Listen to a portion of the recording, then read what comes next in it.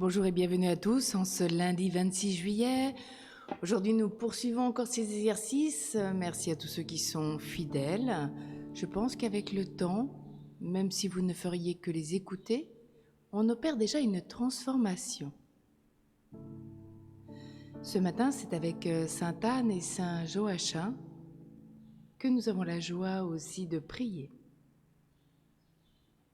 Anne et Joachim, qui nous sont familiers, grâce au texte apocryphe, furent les parents de la Vierge Marie.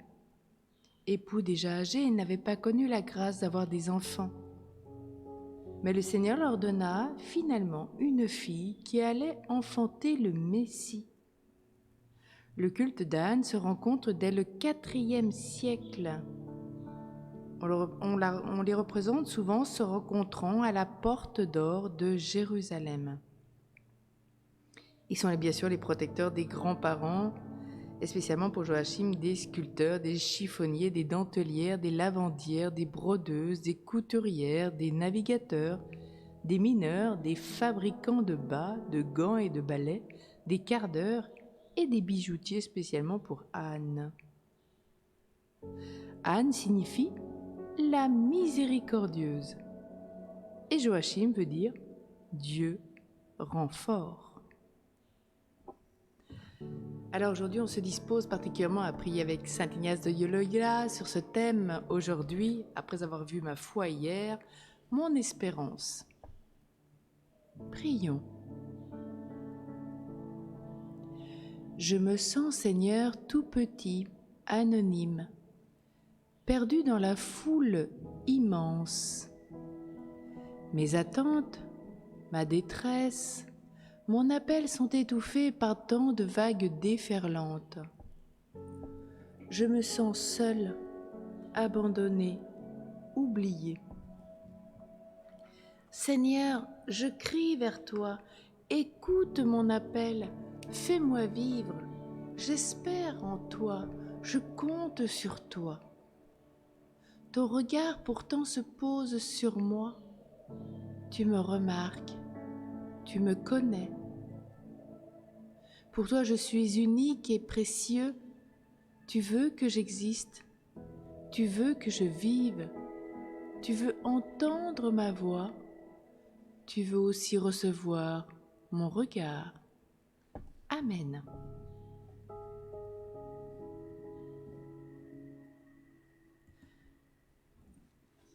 Alors aujourd'hui, le thème est mon espérance.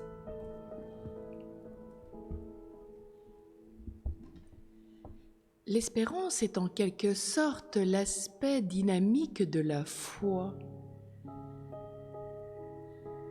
C'est la foi qui regarde vers le futur. La foi va d'une rive à l'autre, comme de cette terre au ciel. Elle passe à une épreuve, à un changement pour un renouvellement. Comment regardes-tu vers l'avenir ?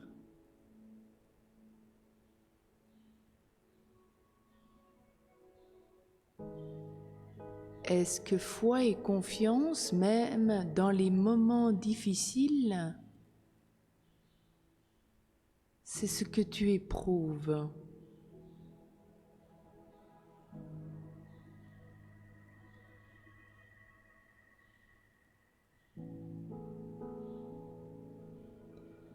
Dans une épreuve, au lieu de se replier sur soi, es-tu partant pour faire confiance à Dieu, pour partir de là où tu es, pour voir là où il t'emmène, faire ce passage comme dans l'exil, dans l'Exode.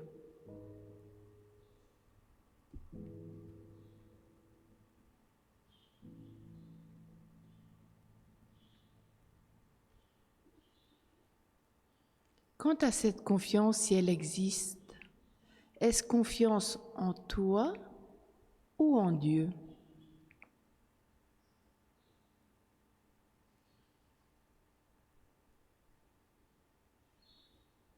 Ne réponds pas hâtivement.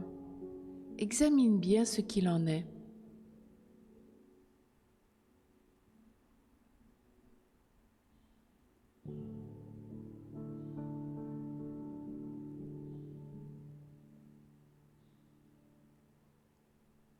Est-ce que c'est ton confiance en Dieu se vit librement, facilement, aisément, protégé par Dieu comme dans ce pont qui est fort, qui soutient, où tu peux faire le passage aisément?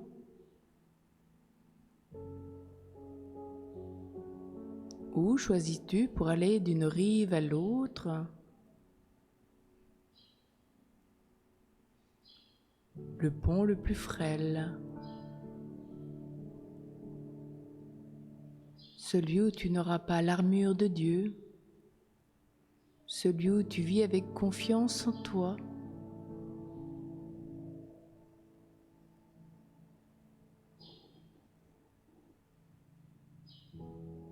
Où les périls seront plus nombreux.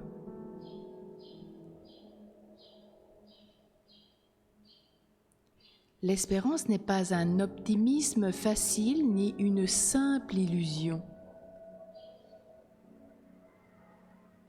Elle ne repose pas en soi-même ni dans les circonstances favorables. Elle réside dans la promesse de Dieu, promesse qui sous-tend l'histoire et oriente notre désir.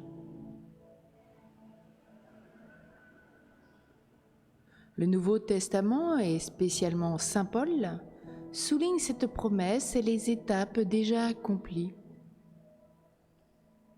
En premier lieu, Dieu s'est engagé avec Abraham. Genèse chapitre 17, versets 1 à 8. Il a renouvelé sa promesse à David en la spécifiant. 2 Samuel 7, 1 à 16. De là, l'espérance d'un Messie. Les prophètes la renouvelèrent et les premiers chrétiens ont vu une étape décisive de son accomplissement dans le don de l'Esprit Saint. Luc 24, 49 et Acte 2. Ce n'est pas là un don, point final de l'histoire. C'est un don qui rend possible une nouvelle histoire, meilleure et avec des traits définitifs. C'est là tout le thème de la lettre aux Hébreux, par exemple.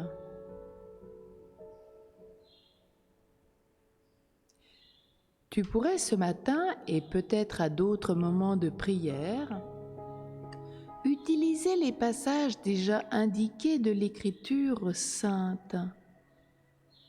Mais je te suggère de te concentrer particulièrement sur la lettre aux Romains, chapitre 8. Et comme le chapitre tout entier serait beaucoup trop important pour une seule oraison, sélectionne seulement quelques versets, tels que 1 à 2, 14 à 25, ou 28, ou 38 et 39. N'hésite pas à les lire plusieurs fois et sens-toi impliqué dans ce qu'ils disent, aussi bien pour rendre grâce que pour te laisser tirer vers l'avant, vers le temps qui vient, vers la résurrection future.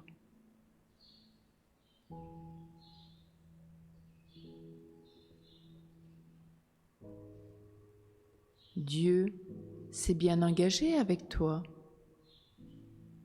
Il renouvelle bien ses promesses chaque matin avec toi. Et toi, t'engages-tu avec lui? Tiens-tu tes promesses?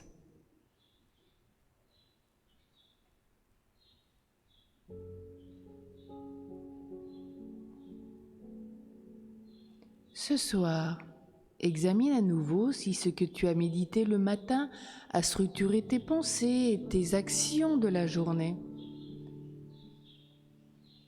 Tu pourras aussi vérifier et laisser le Seigneur vérifier lui-même l'amplitude de ton espérance.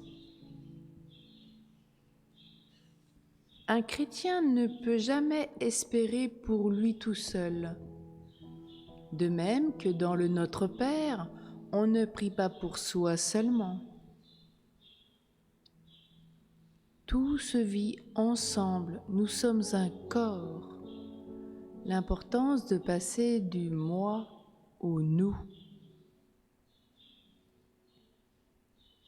Et dans le langage de Jésus, nous espérons le royaume de Dieu. Et nous luttons pour que son règne devienne une réalité pour tous les hommes, dans la justice et dans l'amour, et un règne dans tous les cœurs.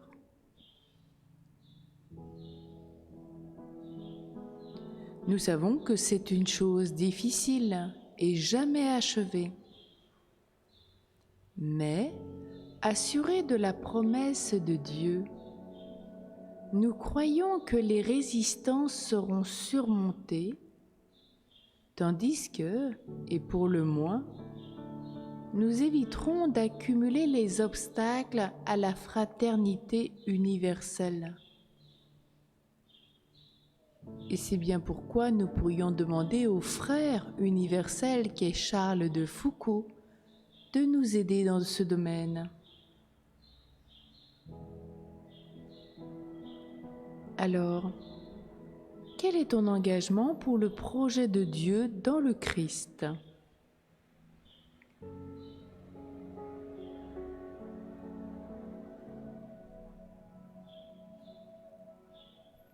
Vers quoi tend la réalité de tes efforts ?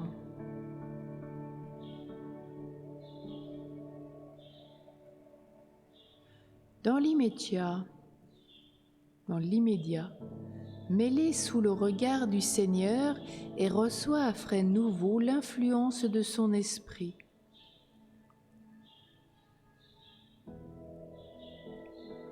Ensuite, vérifie l'espérance qui est la tienne dans la résurrection, dans la vie plus forte que la mort.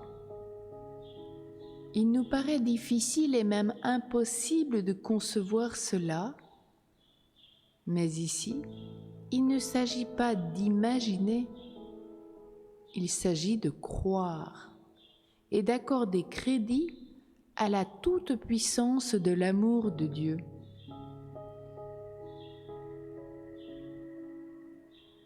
Tu peux demander à la Vierge qu'elle intercède pour toi, elle qui n'a pas désespéré au pied de la croix et qui accompagna les disciples dans l'attente de la venue de l'Esprit Saint.